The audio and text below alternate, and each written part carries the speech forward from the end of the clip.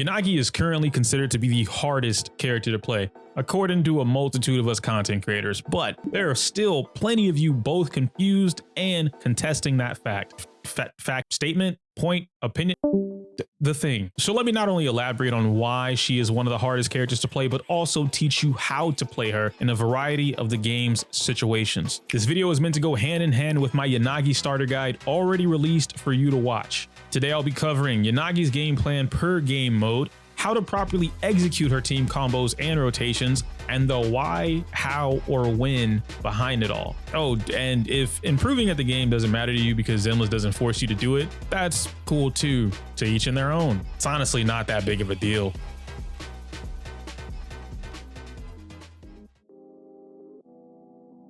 Yanagi, by design, and most of the other anomaly characters are easy to understand on paper, but harder to master. You're probably thinking she's super easy to play. Like, what? All you have to do is mash until anomaly happens, then use EX skill.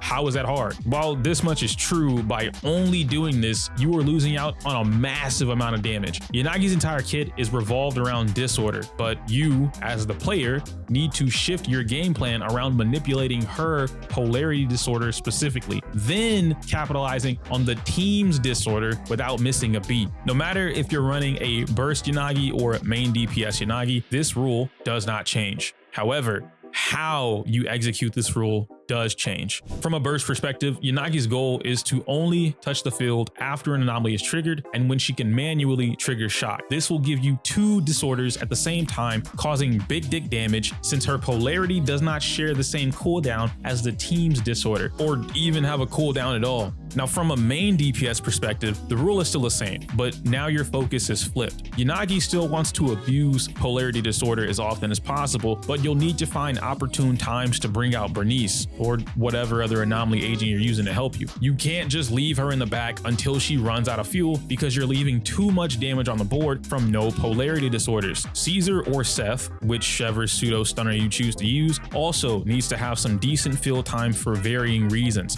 In Caesar's case, her purpose is not just shield, then leave. So a lot of people commenting that in my guide video, and that's not the case. Manual parries are huge for not only disrupting the enemy and providing you with forced opportunity for team combos, but giving you your stun. This changes you from waiting to parry your stun to forcing it to happen when you want it. She or he doesn't need to be on the field long, but if you don't know how to use her sword and shield at all, then yeah, she'll suck at anything else. Now we can get into the team combos and rotations. What I want you to do is use this chapter purely for learning purposes. What I'm going to show you isn't so static that you need to do these things to a T or else. What I'm showing you is how and what I think about during combat, then how you can think for yourself during your own gameplay. Essentially, I'm doing the game's job for Zenless and helping you understand more of the game beyond the surface level, if you want to. Jane is the first component to this team and will be considered your main DPS, or your driver, as I like to call them because Xenoblade reference. Anyway, contrary to some odd popular belief, Assault and Disorder is incredibly strong together. By now, Jane is self-explanatory as a character.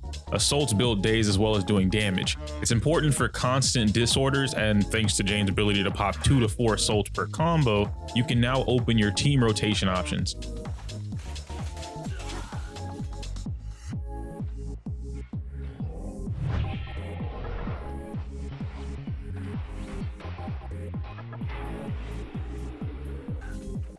Chain attacks or ults will always put Jane in a passion state, and this is your highest possible damage she will dish out during your rotation, except for whatever weapon bonuses you have. In short, using chain attack or ult gets you all of Jane's buffs that you would need outside of the weapon. It's basically free guaranteed damage.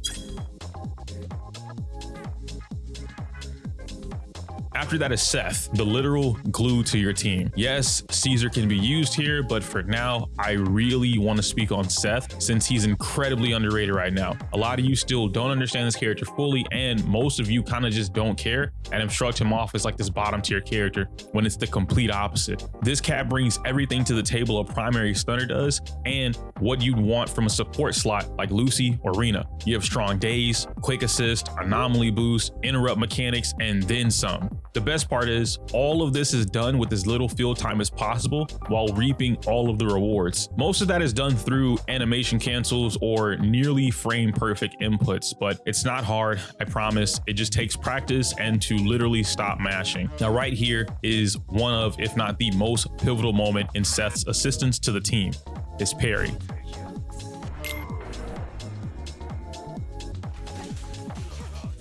These options are SAED finisher, quick charge skill plus quick assist, full charge skill, and immediate quick assist. To briefly explain what each option does, SAED finisher is for getting an anomaly shield onto the driver through quick assist. It's kind of like freedom boost for everybody. I use this whenever Jane needs a refresh or the finisher is full. Quick charge skill plus quick assist is more like a get off me move plus extra shock anomaly build up. Now the full charge skill is very strong. However, you lose the quick assist option, but gain the ability to completely interrupt bosses' mega attacks while also inflicting a massive amount of daze. Immediate quick assist is the final option, and this is what I use whenever I don't want to let Seth trigger the shock disorder, because I need Yanagi to trigger a double disorder for more stun damage. The reason this happens is because the anomaly itself won't activate until the last hit of the attack animation that's been started. It's honestly situational. Yanagi is the final nail in the coffin and fills in the blank for what's going on. All of the assaults that Jane triggers give you, roughly speaking, 2 to 3 EX polarity disorders on command. Obviously, energy needs to be taken into consideration, but that's a part of meter management. A couple of you were questioning why I recommended Swing Jazz in my guide, and now I can show you why even further. Swing Jazz is definitely what helps you most here, replenishing your energy over time and making sure that with every 2 assaults, Yanagi has an EX skill ready to go. Swing Jazz also gives your entire team a 15% damage increase and can be decided upon from chain attack or ultimate. So the shorthand version of this is the cleaner you play the other 2 characters, the easier it will be for you to play Yanagi. The stronger your Yanagi's damage performance will be. Per some of the comments that I got from my previous guide, I understand that this is a little unorthodox for most people because you look at the disorder comp as something that doesn't care for a stunner, doesn't need a stunner, whatever, or really just can't benefit from a stunner. And as I try to explain in a very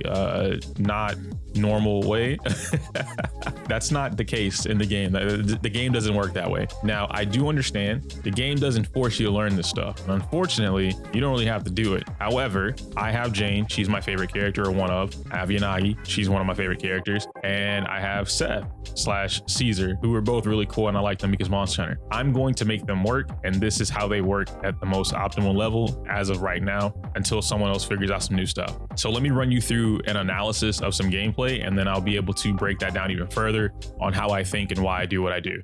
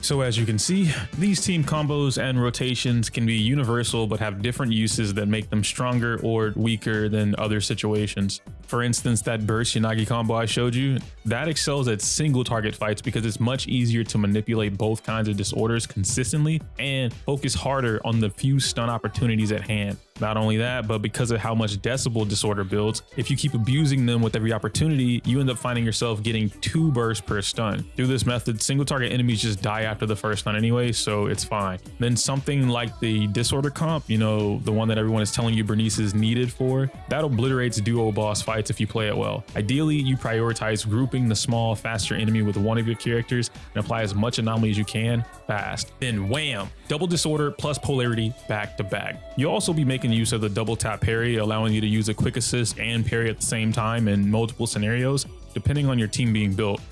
Cough, cough, Seth. Of course, all of this is varying in the situation at hand. As I mentioned before, anomaly characters are easy on paper, but their difficulty comes from you as the player having situational awareness, knowledge of the enemy designs, more than a surface level knowledge of the game's mechanics, and efficiently built characters that you know how to pilot. It just sucks that the game does a horrendous job at forcing and adapting the player to learn all this stuff naturally. But I guess that's why creators exist. Maybe they haven't put us out of a job yet. Now subscribe.